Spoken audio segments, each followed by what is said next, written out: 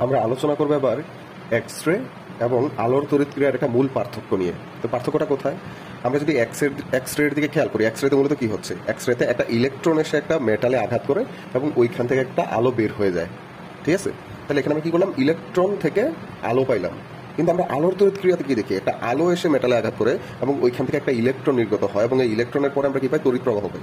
তাহলে এখানে আমরা দেখতেছি যে একটা প্রক্রিয়া মূলত আরেকটা প্রক্রিয়ার কি বিপরীত প্রক্রিয়া হয়।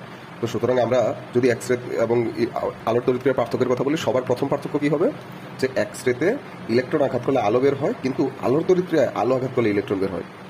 এইরকম করে দ্বিতীয় পার্থক্যে যদি আমরা যাই, দ্বিতীয় পার্থক্যটাকে আমরা কি বলবো, দ্বিতীয় পার্থক্য হলো যে এক্স রের মধ্যে ইলেকট্রন যে গতিশক্তি দিয়ে আঘাত করে ঠিক সেই গতিশক্তির সমান শক্তির একটা আলো নির্গত হয়, কিন্তু আলোর তড়িৎক্রিয়াতে যে শক্তির আলো আবর্তিত হয় সেই শক্তির সমান গতিশক্তির ইলেকট্রন এখানে নির্গত হয় না।